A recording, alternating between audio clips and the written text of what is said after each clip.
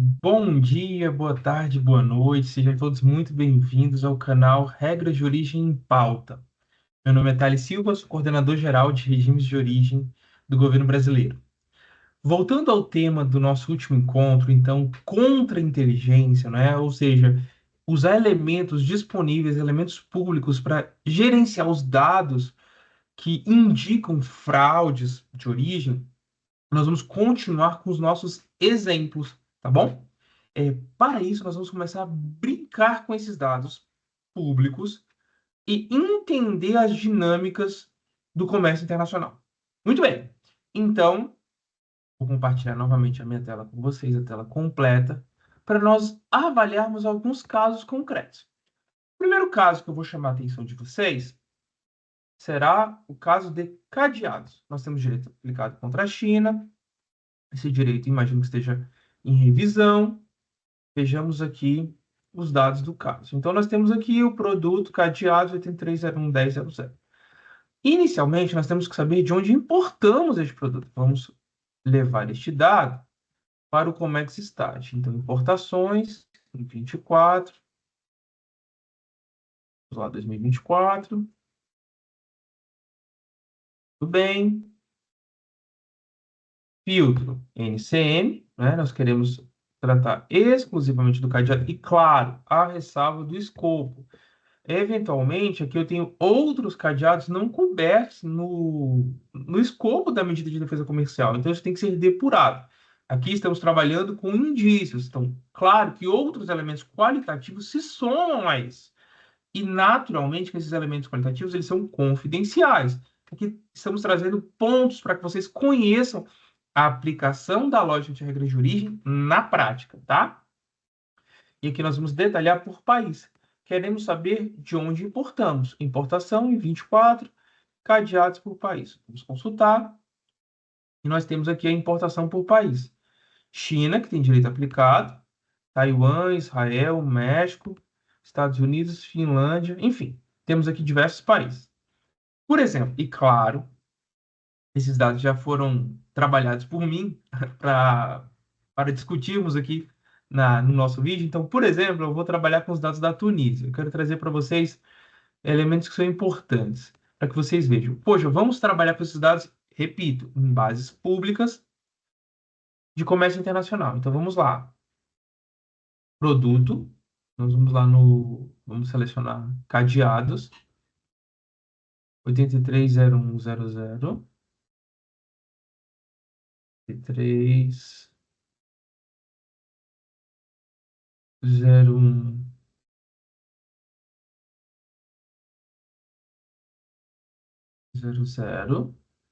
Padlocks.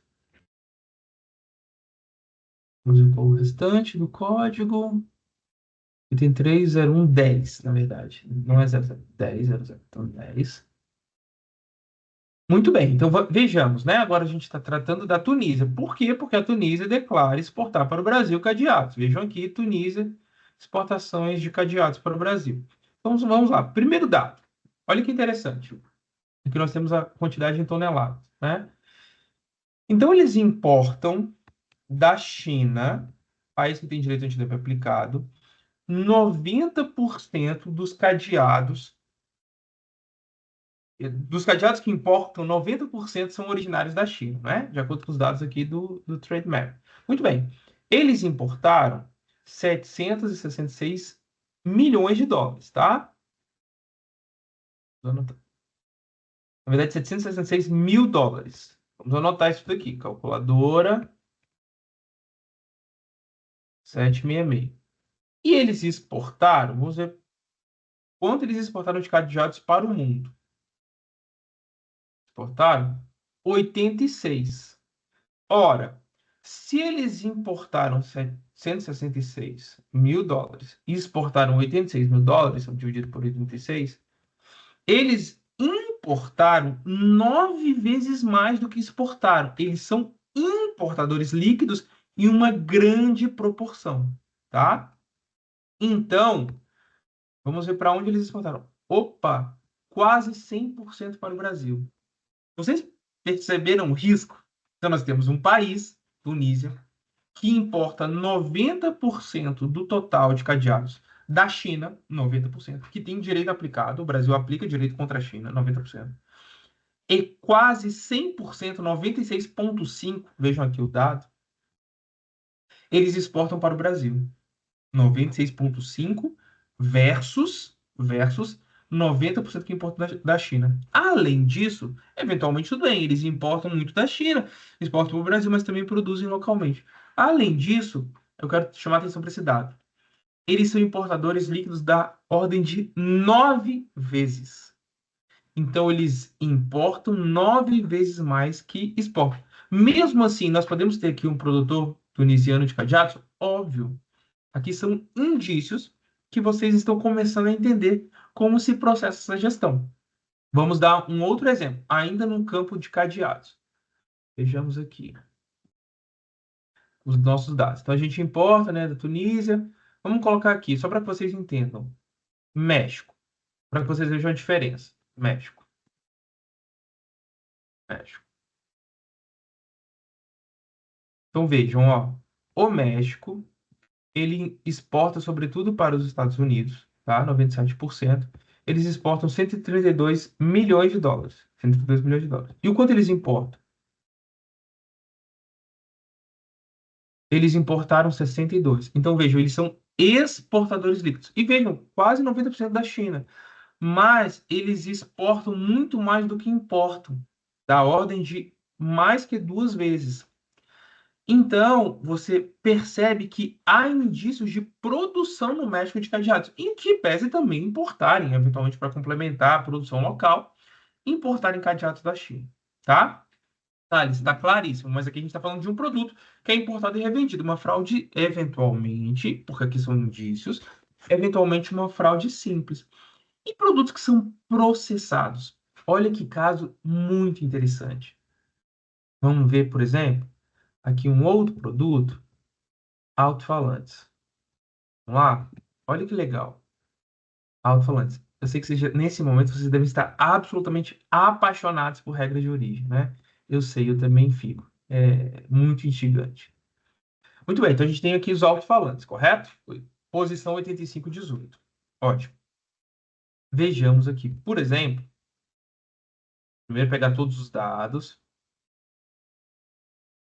8518, alto-falantes. 518. 518. Muito bem, alto-falantes, né? Se eu tomar, por exemplo, a Índia como uma referência, e a Índia exporta alto-falantes para o Brasil, vejam, olha, ela importa 1,8 bilhão de dólares de alto-falantes, na verdade, toda a posição 8518, que engloba outros produtos que não alto-falantes. 1 bilhão e 800 milhões de dólares. E exporta 125 milhões de dólares, desculpa. 125 milhões de dólares. Então, ela é uma grande importadora líquida, né? Tá. Só que nós conhecemos pelos dados qualitativos que há, de fato, produção de alto-falantes na China, na Índia. Então, sabemos que eles são capazes de produzir. Vejam que mágico. Ocorre que o nosso receio não é que eles não produzam, é que a produção é simples. Pelos dados qualitativos que temos, imaginamos que existam fábricas na Índia, não é?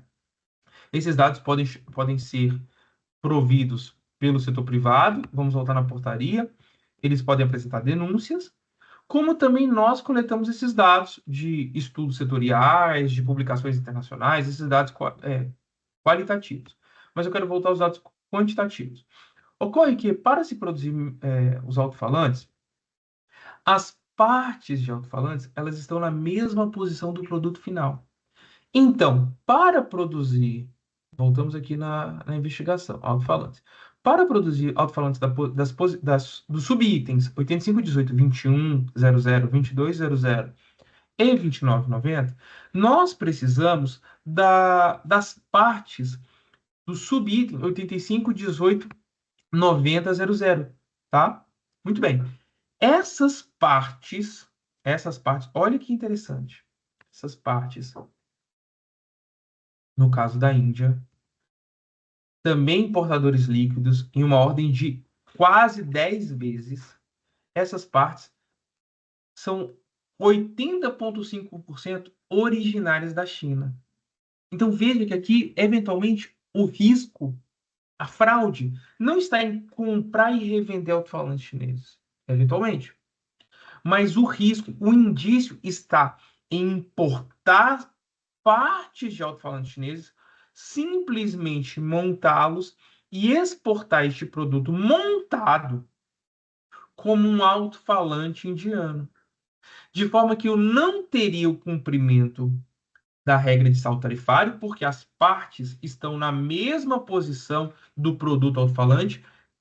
Pausa. Parênteses. Caso aqui vocês tenham se perdido em relação aos critérios, voltem nos nossos primeiros vídeos, porque ali temos a discussão dos critérios de origem. Mas, enfim, voltando. Aqui eu não tenho a regra de saldo tarifário cumprida, porque as partes estão na mesma posição do alto-falante, 8518, e, eventualmente, eu não vou ter a regra de valor cumprida. Mas, mesmo que eu tenha a regra de valor cumprida, eu chamo a atenção na Lei 2.546 para o parágrafo 3º do artigo 31, que diz: não será considerado originário do país exportador o produto resultante de operação de processo, pelo qual adquire a forma final que será comercializado, quando consista apenas em... E você tem várias operações que são consideradas simples, entre elas montagem. Olha que lindo, olha que mágico, com dados públicos, reais, conhecendo o setor, sabendo que as partes estão na mesma posição do produto final e, eventualmente, considerando que existam produtores na Índia, produtores locais de alto-falantes. O receio aqui, diferente do caso de cadeado, não é que o produto vá ser simplesmente revendido ao Brasil, mas que o processo ele é simples. Eu tenho uma simples montagem de partes de alto-falantes que são originárias da China ou de Hong Kong. Se somarmos os dois, temos um total de 86,4%. Perfeito, pessoal? Está claro? Muito bem. Pessoal, como um dever de casa, uma complementariedade a essa discussão que nós estamos tendo, eu sugiro vivamente que vocês busquem por essa nota do FMI que se refere a Mirror Analysis, ou seja, uma avaliação espelho. Essa nota é muito clara, ela é uma nota bem fundamentada que trata da gestão desses dados públicos, do Trade Map, do UN Comtrade, como os governos, e no caso, consultorias, né, que representem as indústrias brasileiras ou de outros países, podem trabalhar os dados para encontrar indícios de fraude, fraudes aduaneiras, não só origem, valor. Então, recomendo vivamente o estudo dessa metodologia de avaliação espelho, análise espelho, especificamente a nota do FMI, que está muito bem fundamentada. Queridíssimos amigos, espero que vocês tenham gostado desses dois encontros sobre contra-inteligência, apresentando um pouco do trabalho que nós desenvolvemos aqui na coordenação em relação às investigações de origem que são conduzidas.